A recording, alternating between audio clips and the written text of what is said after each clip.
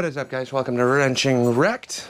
Today, I got so much space in here, it's ridiculous. I got the pups out with me since there's room for them to run around now and not too many things for them to destroy. But we did the oil change on the Sporty. I know that was the last video we did. I didn't finalize anything because I didn't go get oil. I had a box of 2050 Mobile. It's synthetic. I don't care about any of the details of that. It was just on the shelf and that's what I grabbed. I run 70 weight, straight 70 weight typically in the summer months up here on all the old bikes. 50 weight, 60 weight, somewhere 50 to 70, but being coming up very close to winter, I wanted a thinner oil for this for now. So here is kind of where we left off. I drained the oil tank, so the cap is out of that. That's all drained. And then I didn't show this part, but I did drain the primary too. And I pulled the bolt out of the case just to drain the bottom of the motor as well. So thin primary bolt right there and the thick one behind it are gonna go back in. Then we'll pour some fresh oil in this now and start going through some of the cosmetics. So we're gonna pull these bars off, throw the other set, where did I put those? Oh, underneath the bike. Throw those sets on here and then do the front headlight. Then I don't think I'm gonna get into the wiring, but I kind of want to finalize this a little bit. At least the oil change, mechanical stuff. Try and get the headlight in, make sure that that's actually working. Once we put fresh oil in, we will fire it up one more time. And what else? Title came in the mail, so that was cool. And then, honestly, I think I'm gonna take a break from that. We'll put the headlight in, fire it up, because it's a mag, so I need it running in order to see if the headlight's gonna work. Then I think I'm gonna just button up this Harley. I don't know if I'm gonna film all of that or not, but I wanna clear off the workbench space on this. Then we got a couple more bins I still gotta go through, things like that. The only other thing that came up, and I know this is way late, probably like 3 or 4 videos after the fact, but when I put the rockers back together, I had a couple people comment in the videos on that about the rocker shafts, and I did not explain it. I saw it in the comments. I tried to answer some of them in the comments, and I might copy what other people have said in that video somewhere in the description. I did not go over the rocker assemblies on the internals. I didn't pull these heads apart. These are the ones that I stole the parts from. But on the one comment that came up was O-rings on the rocker shafts. It's like an O-ring, but it's squared off. Typically, it sits right around this seal. This is the side that goes here. So this would sit in there like that. But there's a seal underneath the caps right here. So that's the O-ring slash seal that I was talking about. Then on the push rod, on the rockers themselves, you have two little pivot points. One rides on the push rod, the other one rides on, rides on the push rod, the other one rides on the crown of the valve. The one with the hole, if you look through it, there's a tiny hole drilled. That's an oil passage for the exhaust valve. The oil is supposed to, in theory, cool down the exhaust valve. I didn't talk about that in there. I do want to pull those heads back apart before I tuck those back into the future me project box. So maybe I'll pull one of those rockers off real quick and just go over that in detail right now before I put the Harley together after I do this. So I don't really know. I just got home from work, 2 jobs, so powder coating shop and the other one. I'm gonna enjoy myself a beverage and stare at this for a minute while I kind of figure out what the game plan is. Then we'll throw the drain plugs back in here, top this off with oil at the very minimum, and probably the headlight. Really, that's the only other thing bugging me on this. Then we'll see what happens. It might be a Harley carb rebuild, or it might be a rocker shaft disassembly, just to show you guys what was being talked about in some of the comments. We'll be back when I start putting the plugs in the bottom of the motor. I'm not going to film that much. There's one drain in the center of the case that came out, bolt, and then there's one bolt in the primary. I'll probably show you the primary. I'm not going to show you the bottom because there's no way for me to get underneath the bike when it's on the ground. We'll start with the primary bolt because I don't feel like laying on the ground yet. It is very small, 5/32 Allen head bolt, and it is kind of hard to get to with the brake arm. So, actually, it goes better if you go under the brake arm on this, but I'll just snug this down by hand first. And grab your ratchet, just snug it down. It's a very small bolt, so don't go trying to Hulk this thing. There's that. Now the drain plug, it's the residual. Like I said, I already drained most of this, but now we'll climb underneath. I know you guys can't see it, but now from the bottom of the bike, there is a boss. And in my experience, sometimes, actually a good amount of times, I've had a couple of these, where this drain bolt is completely welded up or sealed.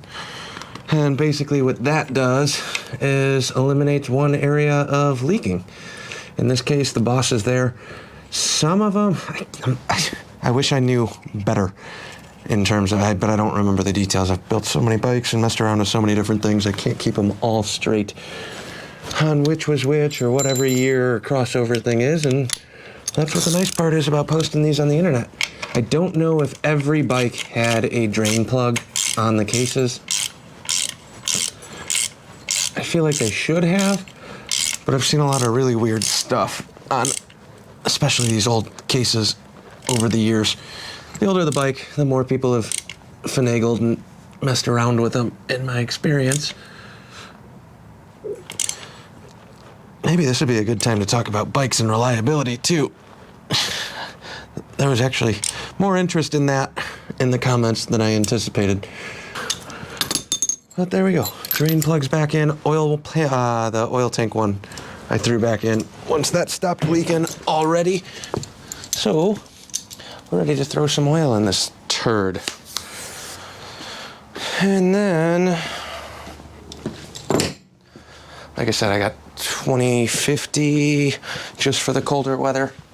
Not my go-to ever, but sometimes it is what it is, and this doesn't cost me anything since I'm pretty sure I got these from my neighbor at the shop when he was moving. He had a whole case. I think I paid $1 a piece for these. I think they're usually $8, $9, $10. I don't know what the prices are at stores anymore.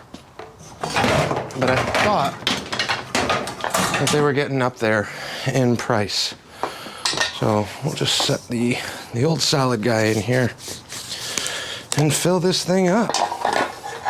Guessing 3.5 quarts or so. Never filled one of these Hex Sporty tanks before. Just kind of wanted to stay put. I don't have patience for holding this. We'll be sloppy today. Instead of trying to save every last drop. This is gonna leak oil everywhere. Not the best approach. Long, skinnier plastic funnel would have worked much better here, but it is what it is. There's a quart. We'll pour the 3 in while we go over this. And then, I guess, quick discussion while we're filling up oil. The reliability thing that came up, I know there was a couple comments when I mentioned that in the updates video, or I don't even remember which video that was. To be completely honest, we've been jamming away here.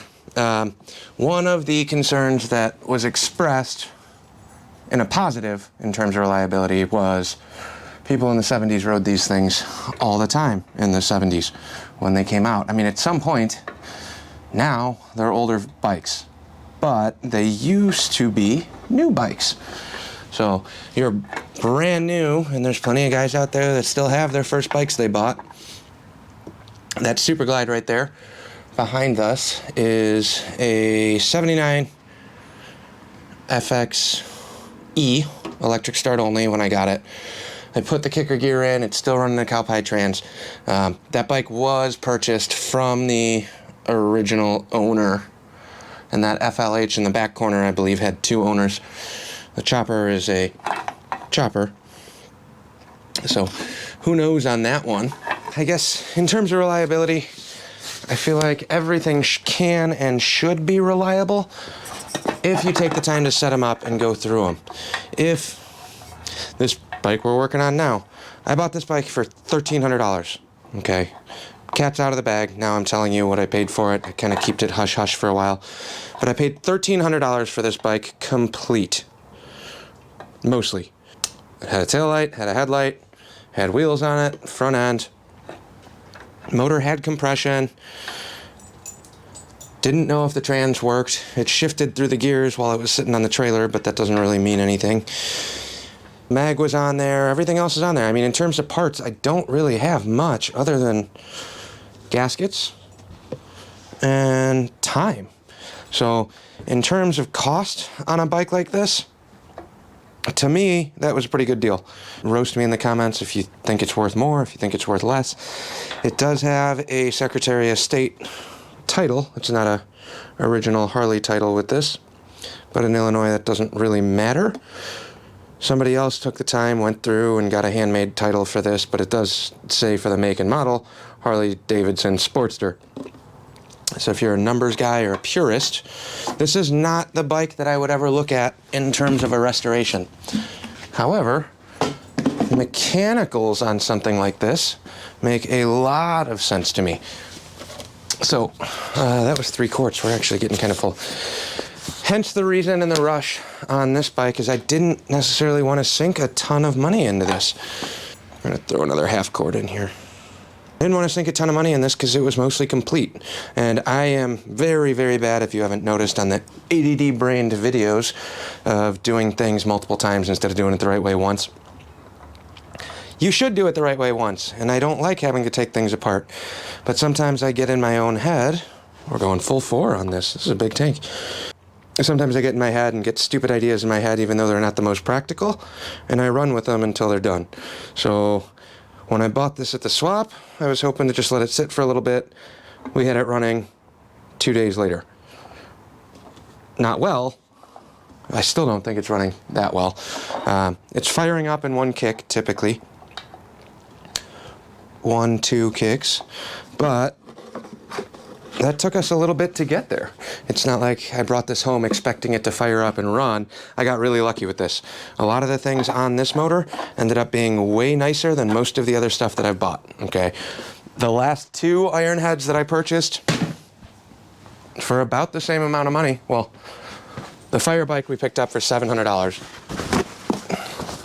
And that one did fire up and run pretty well on the stand, but I knew there was a lot of stuff messed up with that. The clutch was stuck. So when we opened the primary, I saw a bunch of JB weld on the cases, and that motor needed a ton of work, which is why we ended up going with the full teardown. This looked really good. Sounded pretty good when I fired it up, too. Everything was kind of working. But as we got deeper into it, it had a 44 mil carb on it. The rocker shaft was busted. The mag needed a little bit of work. It was sparking, but it needed a little bit of work. Again, getting back to that reliability component, here is my fleet, okay? The ironheads kind of come and go, but I got 79 Super Glide. This was the one owner one. I rebuilt the top end on this after I had it. I bought it running and driving from a Harley dealer, and they let me finance it, and my payments were $48, $49, $50, less than $50 a month. Only reason I was able to buy this. This one came in pieces. I bought a motor for $700, frame for $100, $150, yada, yada, yada. Grabbed some more parts here and there. I don't remember how exactly that one played out, but in total, I'm under $3,000 on this chopper. The bagger is the most I paid. I think I paid $2,100 or $1,700 for that one, $1,700. But it came with fresh painted tanks and fenders, and every part on this I found in the course of reassembling that. Now, the caveat to that bike was in a million pieces. The motor was roached. Oil pump, drive, and breather gear exploded and took out quite a bit on the inside of that motor. So I did pay up on that one. That's got a balanced flywheel.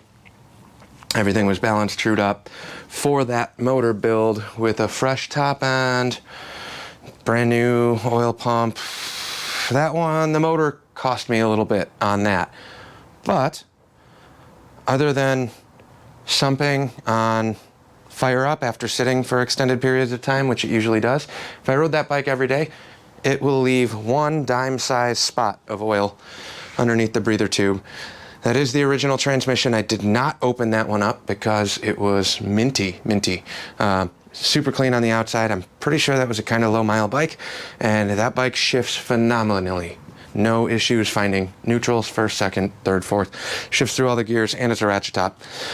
But that one, for the most part, 98, 99% of the parts on that bike were there.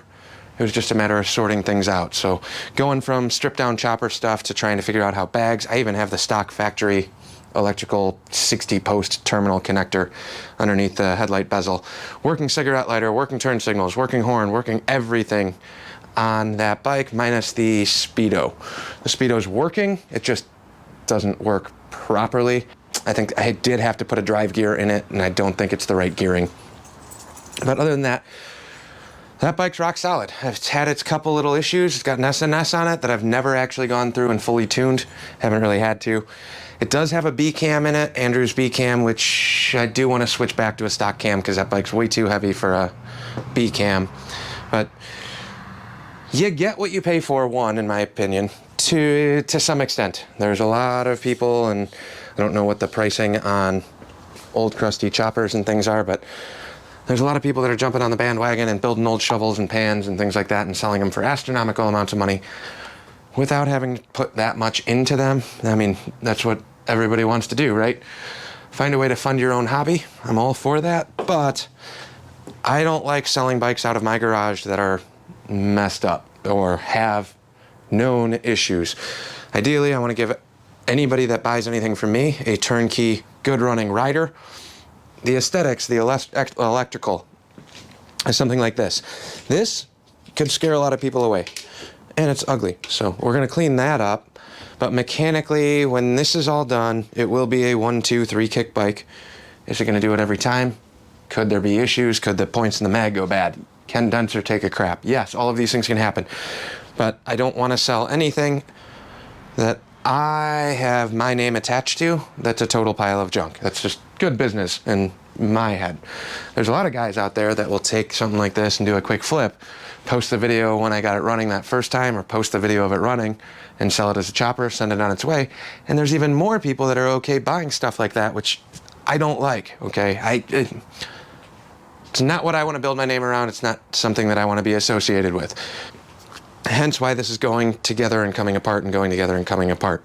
Is everything going to be 100% perfect? No. But when we come back to that reliability component, is there a lot of user error that happens on the old bikes? 100%. You get your guy that has been riding a twin cam for 5 years and decides he wants an older shovelhead, and give him a shovelhead, and they're sitting there trying to go 9,500 miles an hour keeping up with their buddies on their old chopper. It's probably not going to work out well. They're aged and meant for what they are. Same thing with the classic cars. Can you make them faster? Yes. Can you hot rod them? Yes. Can you set them up to beat the crap out of them? Absolutely. But there's a give and take, right? You can set up a motor to go crazy fast, quarter mile, and probably won't always be the most drivable. With modern stuff today, you can buy something that will do both. You can go pick up a new Dodge or a Mopar SRT or whatever. You can go beat the crap out of it at the track and drive it home. But on the similar side, and I'm not knocking Ford stuff, I like Ford stuff. I don't care about new Ford stuff. But when we took the Falcon to the track last time, was it fast? Absolutely not. It was slow. But we drove there, we ran it at the track, I had fun, we came back, and I had a ton of information that I gained from that experience. There's a couple guys with, I don't know, post 2000, I don't even know when the body style changed, but the, newer Mustang 5.0s that set up slicks on the back at the track and blew up the rear ends. It happens. That's what happens. If you're gonna be dumb, you gotta be tough, right? So that's kind of where we're at on this. I know it's not really a full-on detail in terms of reliability, but if I can find the pictures of my old ironhead chopper, that was quite an experience in and of itself. I built it as a freshened up, rebuilt motor, slapped the motor in, fired it up, got it running, ran okay. Tuning wise, it was okay, but it was not machined well. There was way too much clearance in between the cylinder walls and the rings. Ended up taking that apart after about a summer and brought it to the machine shop, and they're like, how many miles you got on this? I'm like, I don't know, 2 months worth. They were amazed. But taking it apart, putting it back together, that was one issue. The first issue I ran into that one was the primary chain tensioner shoe bolt backed out, wedged in the chain, exploded the case, and that's how I learned how to work on iron heads. Had to split the cases, pull the flywheels, pull the crank. Whole left side of the motor exploded. My leg was covered in oil. I found all the pieces on the side of the road to re-weld it, which we actually hole sawed a section of the factory case from that bike when we were building that Phoenix bike. Had to put it together. I'm too cheap to pay somebody else to do it. There's a lot of guys that'll go out and spend, you know, 35, 4 grand on a motor to get it rebuilt. There's nothing wrong with that. And the guy's doing it, good for you. Somebody needs to, and I paid up on the bagger to get that motor set up. I'll disassemble and put things in and out, but if I got flywheels that are messed up, I'm limited in terms of tooling and time. And tooling and time, I want to do everything. I just don't have a flywheel chewing stand. I don't have a big lead hammer. I don't have the knowledge for balancing. I do the same thing on wheels. I've trued up wheels. I've set up spokes. I don't like doing it. There's plenty of people out there that do it, and I got a good buddy of mine that I love throwing business to and helping him out. It's not worth my time to go through and true up a wheel.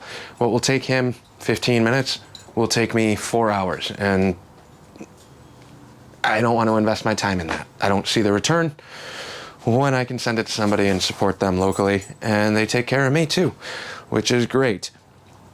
On the rest of these, I guess the reliability component, don't buy a $1,000 crusty old chopper and expect it to be perfect. Know that you're going to be turning wrenches. Know that they need some TLC. Pay attention to what the motor's telling you, because they tell you a lot. If you start hearing weird noises, I don't usually like ignoring them. Okay? Typically, weird metally noises, you might want to get that checked out or take a look at what it is. There's a million variables. I did make a comment about tightening up bolts. That was in reference to the Super Glide. The only issue I had on this bike was one exhaust mount came loose on that long trip, and I was giving it quick shakedowns here and there. I did blow the exhaust gasket too, but that's not going to stop me from getting home. I don't know how well that one's sealed up anyway from the get-go. If it's more chopper-oriented stuff, where you get into more custom fabby type scenarios instead of stock parts, you got a lot more to overlook. If you're making your own exhaust mounts and making your own exhaust clamps or running exhaust and want to put a big, long, upsweep chopper pipe section, make damn sure that it has motor mounts exhaust mounts connecting somewhere. The longer things are, same thing with sissy bars.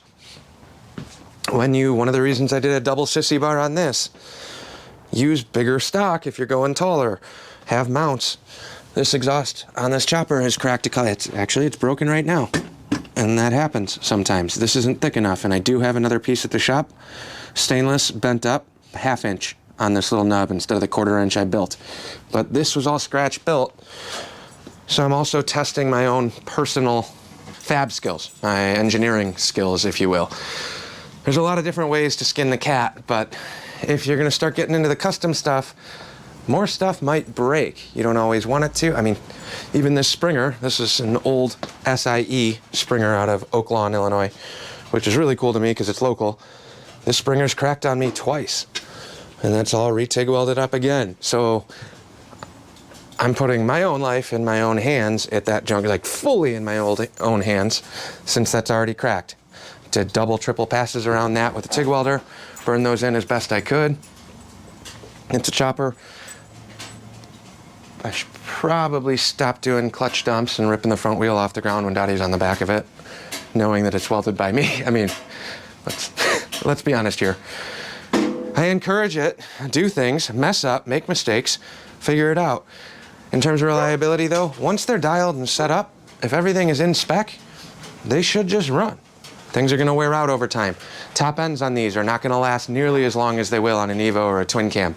You won't get the longevity of mileage, especially depending on how they were set up or taken care of. And the older the bike, the more people have had their hands on it, the more sketchy things have been done.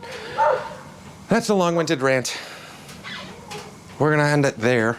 on this. And then I think I'm actually going to do a second video tomorrow on the headlight and everything else. Well, it'll be a second video. I didn't mean for this to turn into the bike reliability video, but it kind of did. If you got questions on any of these, I don't know if that touches on everything, but know your bikes, listen to what they want.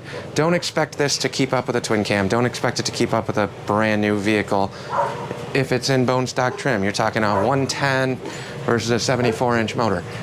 They're smaller motors. Speed limits were lower. They were set up to go 60, 65, or 65, 70 rather. On the shovel, I was cruising 80, 90 for quite a while too. Dogs were going crazy. You guys are getting me in trouble.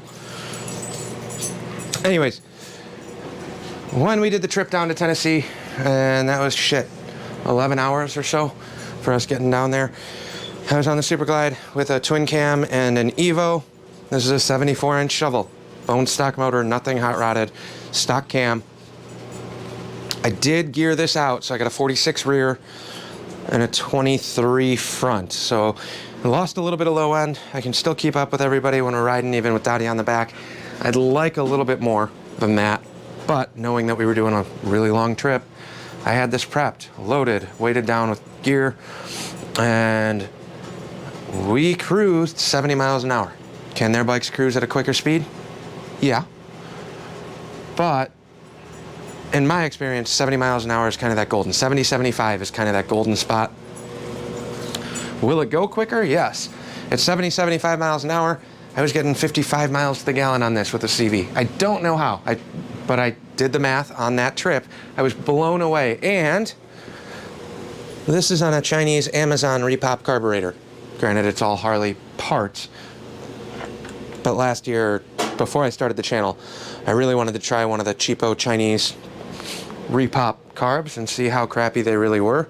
And I couldn't even complain, other than the choke is a little goofy and the jetting out of the box was terrible for that bike. However, 50 some miles to the gallon at 70 miles an hour. The third or fourth leg after the third gas stop, we started cruising a little bit, trying to get there, and we were doing probably 85 to 92 the whole way, and that gas mileage went down to about 35, 40, something like that, if I remember correctly. It didn't make sense, because at that point, we're going farther, but stopping quicker for fuel.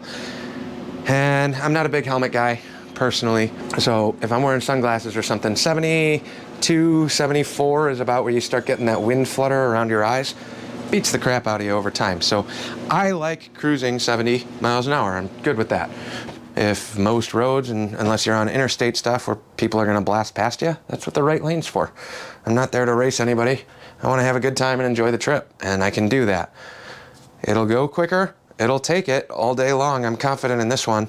I'm not going to rev it out like crazy in fourth gear and try and do top-end runs when I'm doing a, 12-hour trip, just because I'm not trying to explode the thing. If I'm going to do that, it'll probably be within 20, 30 minutes from home. So, I don't know. Lots of things to think about. Do you want to baby it all the time? Absolutely not. Do I want to worry about it all the time? No. But I did go through, I set up the trans on this, I set up the motor, I redid the cylinders, redid the heads, had the valves cut, and this is back before I started doing a lot more of the internal stuff. And now we're gearing up to pull that apart so I can get the bottom end done. It doesn't need it, it's not making any noises. Maybe it's a little sloppy at this juncture, but this is just peace of mind for me. I want that bike completely freshened up where I know that bottom end should be good for at least the next good amount of years where I don't have to worry about the bottom end. Okay. I know this is a long-winded rant. I know we're not really working on anything, so I apologize for that, but I did mention it, and there was a bunch of responses in the comments for wanting to see that video. Hopefully you are in the same mindset as me. If you think I'm way wrong on any of those ideas or those mindsets or thoughts, let me know. I'd love to hear what you guys think. They're old bikes. I want them to run like new bikes. I take pride in having bikes that run like new bikes, being 10, 20, 30, 40 years older than everybody else I'm riding with. But I'm willing to put the time in and get everything sorted out properly, which is why the heads came off of this again. which is why now in my head, I'm pretty sure, thinking about this, I did set the push rods up the right, or the rockers in the right way, but I'm also kind of hesitant. So before we do any extensive riding on this, I'm hoping it's done. I'm gonna go back and rewatch the last rocker video and see what happened on that. But if I can't see what happened or how I put those in, I'm 90% certain. But once people started mentioning it, I'm like, I didn't say anything about it, and I feel like I should have if I knew that those are in right. We'll see. As of right now, I just want to get the kinks worked out of this as we're coming up into Thanksgiving in December. So, long-winded. We will catch you guys on the next one. Leave me a comment below. I'm very curious to hear what you guys have to say on that. Treat them good. They'll treat you good. I guess, end of the day, knowledge, words of wisdom from Wrenching Wrecked. We'll catch you guys on the next one.